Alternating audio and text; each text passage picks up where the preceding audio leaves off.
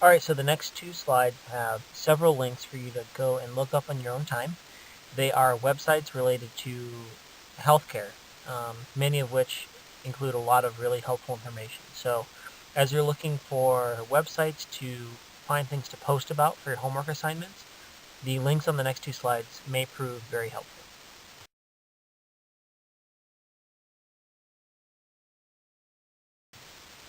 Here's a link for the Hardin Meta Dictionary, and it's basically a complete directory in terms of finding medical information. And so whenever you're doing a literature review or search for medical information related to nursing specifically, this is a good site to check. And the slides didn't originally have the link, so I've included it there in the red text so that you can go online and check it out. Also, there are many professional organizations that you can be part of as either nurses or as people who work in informatics. And almost all of them have websites and a lot of materials for you to view online. So many professional organizations have a website to communicate to you and to allow members to communicate with each other. They use social media to disseminate information or let members know about recent events or upcoming events. Oftentimes they have podcasts, so audio, and webinars, which is many times audio and video, so that you can learn new things at no cost or part of your membership fee or at additional cost. And for informatics, a great website that's got a lot of nursing information but isn't just limited to nursing is HIMSS, which is Health Information Management Systems Society, HIMSS. And I've included the link also in the slide for you to check out. That's another great website for you to check as you're doing homework assignments this semester. Next, we're going to talk about the topic of e-learning, which is essentially, like it sounds, learning on the internet, which you obviously access through a computer or other device like your smartphone or a tablet or something else. You can also get your continuing education credits online, as well as your bachelor's degree, which you're obviously aware of because you're pursuing your BSN and you're part of this class, which is almost entirely online. And the rest of your courses, I believe, will include, at least to some extent, an online portion as part of use of Blackboard. There's also called hybrid learning, which is essentially what you're doing in all of your classes to a certain degree, in that you go to class sometimes and other times you have content online, so it's a combination of both.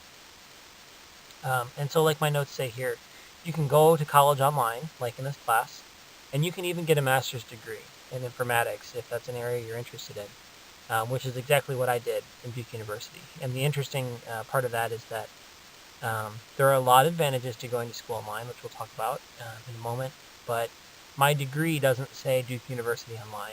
It looks like a degree from anywhere else, and so you can get a degree online from really good institutions, and in the workforce, on your resume or in an interview, you're not treated any differently whether or not you got your degree online or in person, especially when you get it from an accredited school or a school that's got a really good name in whatever field you're interested in. And as a final note, if you're not already in the habit, you can get your continuing education credits online, in some cases for free and other times through payment. But they're almost always more cost and or time efficient to get them finished online than it is to travel to a location and sit through a seminar. And so if you're up to renew your license, I would strongly encourage you to go online and look for CE credits that are accepted by the state of Michigan. To be successful with online learning, students must be independent, and so you must be able to pace yourselves and commit time to get your work done. One of the benefits is being able to save time on commuting. So for every time that you don't have class in person and you don't have to drive to a specific location, both the students and the instructors save time and are more efficient by not having to commute. You can also have a synchronous class, and I'm a bit a fan of words, and so asynchronous, like it sounds, is comprised of multiple elements. It's a, which means not, sync, which sort of means together, and chrono, which means time. So together, the word asynchronous means not at the same time. And by that we mean very much like this class, you're able to do your assignments at different times. You're able to complete your quizzes at different times. And you're able to watch and listen to these lectures at different times, in that you don't have to all go on Blackboard at the same time, let's say on a Tuesday night, and watch a lecture together, but you can access the video at any time during the week. And in that way, this class is, to an extent, asynchronous. Discussion boards are commonly used, as well as interactive lectures and videos. Wikis. We'll talk more about wikis as the semester progresses, and it's actually one of your assignments this semester. But a wiki is essentially a website where content can be added or added by multiple users. And so the most well-known wiki is Wikipedia, which is a wiki and an encyclopedia combined, essentially, where multiple people can contribute to a single piece of content and edit each other's work, add on top of each other's work, etc. And so wikis can be open or closed, private or public. And so we can have a class wiki that is open to the class, but private to anyone outside of the class. So it's not open to the general public, but is shared among the class. One of the benefits of wikis is that it can facilitate group learning and interaction, especially in an online class environment. Blogs. Blogs are online documents that are written usually by a single person, but sometimes multiple people, in a main content area, and readers can contribute usually to the discussion by posting comments and sometimes responding to each other's comments. You've likely already experienced this in class, as this course has blogs as assignments, and so you post a piece of content as a student, and other students, as well as I, am able to see that content. And so it's published to the class, and your classmates, although they're not required to, may comment on your post. And so in this way, it's kind of nice in that the assignments are transparent and can contribute to other people's learning, or contribute to other people getting to know you better as a student, because it's not a private assignment between student and teacher, where the only person who sees your work is your instructor. But the rest of the class can see your work, and in that way, the transparency and the ability to learn as a class collaboratively is beneficial to the student. There are also many examples of good blogs online for informatics, where individuals or groups of people contribute to these sort of journal entries or articles that, in a sort of traditional publishing sense, wouldn't be published in a formal journal or a news publication, but are still ways for very talented authors and very smart individuals in the fields of nursing or informatics to get their content to their public.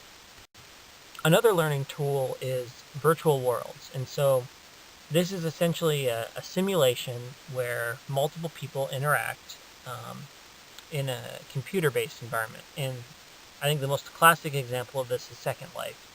And I've added an example and a link to a YouTube video from Duke University, where they created essentially their nursing school in Second Life. And so the video will do a better job than I can at explaining, but I thought it was a really cool idea. It's not something that I got to participate in as a student at Duke, but the professor, Dr. Johnson, featured in the video was actually one of my professors at school and my academic advisor. So if you have a few extra minutes, go ahead and watch that video. I think you'll find it pretty interesting.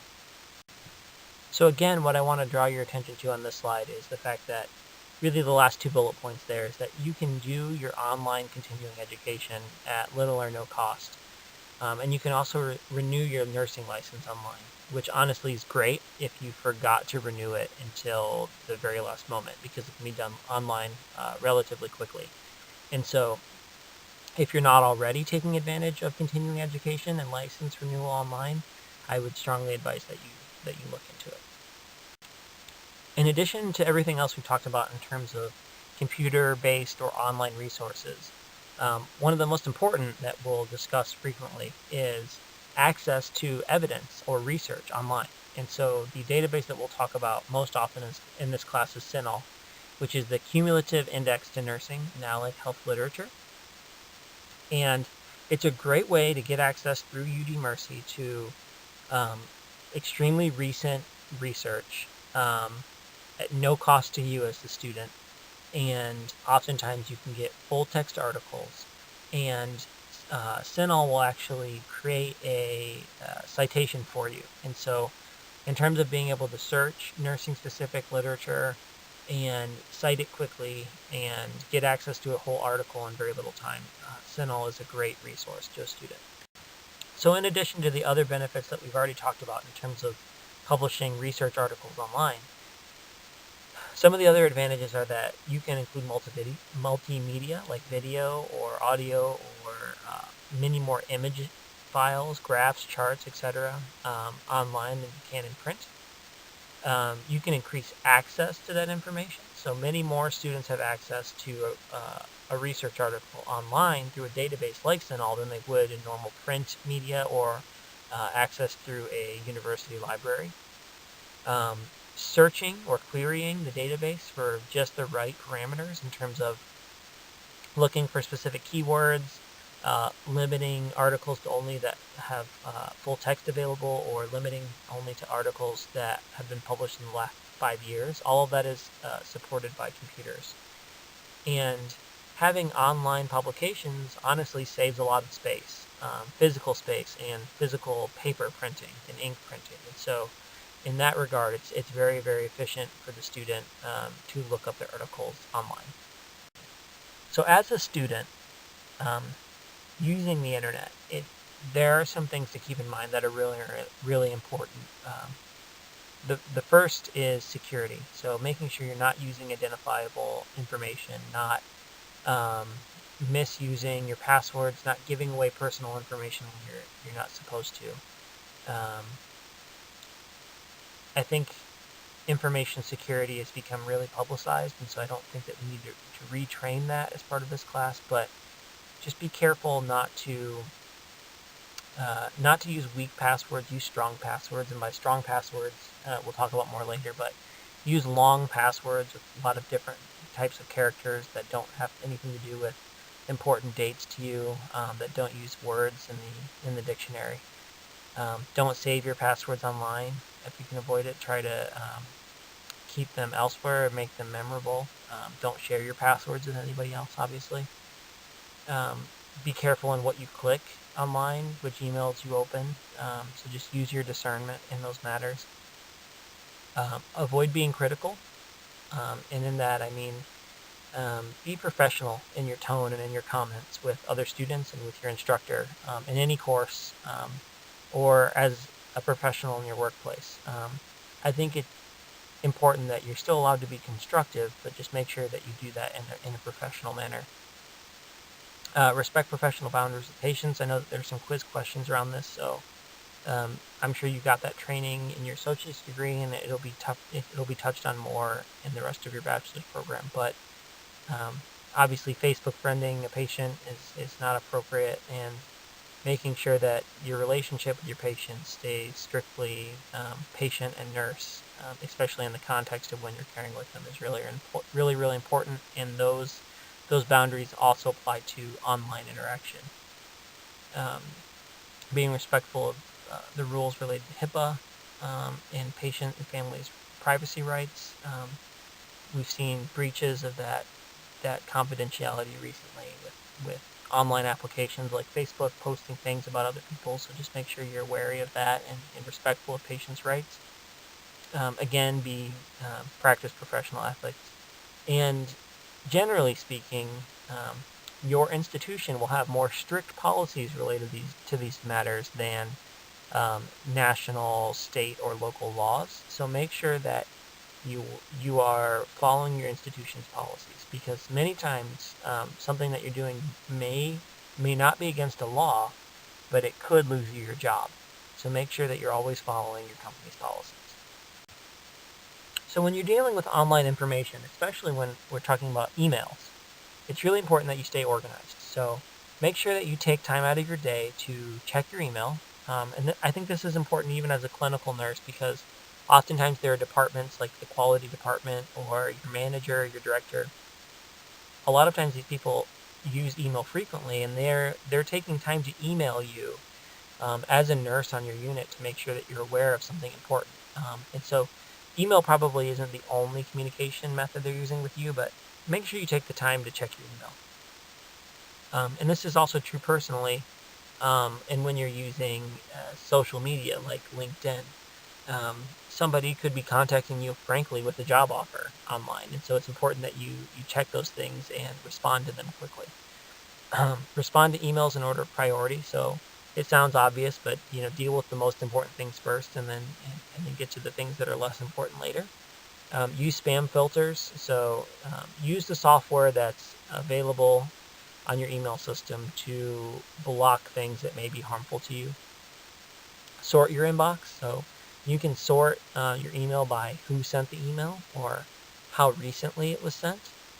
Use folders. So when you have multiple emails on the same topic or in the same category, create a folder for those things and file them away and keep them organized just like you would paper files. When emails are old and or not useful, go ahead and delete and or archive those emails so that they're not distracting you or making your inbox cluttered.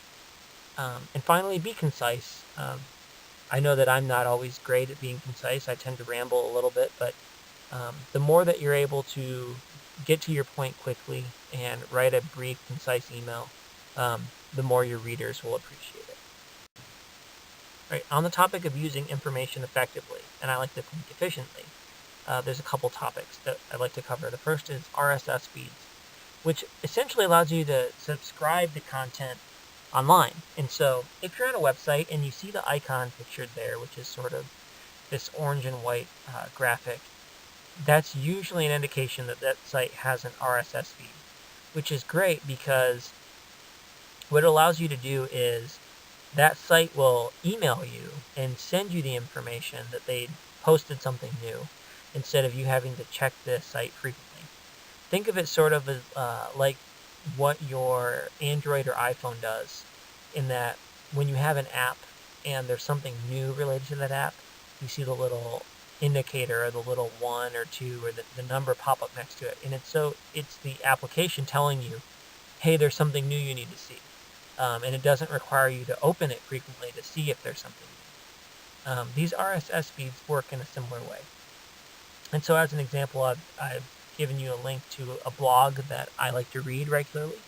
And it's by a pretty influential person in the medical informatics field who happens to also have a farm and ferment his own hard cider. And so if you're interested in farming, sustainable farming, informatics, healthcare, and any topics in that sort of area, then this would be an interesting blog for you to follow.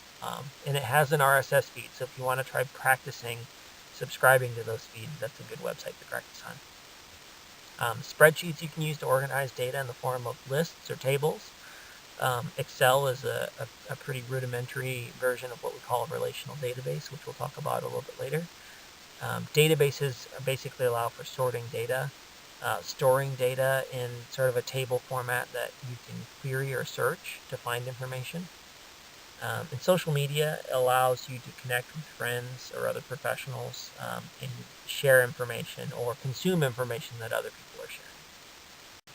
So in terms of future directions, I think there are two key points. And the first is that patients, healthcare workers, students, instructors, etc., we all have more access to information than we used to, and we have faster, smaller devices. And so we can all read and respond to information really quickly. And the future of healthcare needs to be aware of that context that we're living in and think of strategies to protect our information and provide us with up-to-date information that's of high quality and keep us connected to our community, but also provide essentially firewalls to make sure that the interactions that we have with our patients and with our community and with other people on the internet are all appropriate. And healthcare organizations, frankly, they need to adapt to changes in communication through advances in technology. And generally speaking, healthcare has sort of lagged behind the technology curve. And we've seen a lot of adoption in the last handful of years now. but we've got a long way to go before we catch up.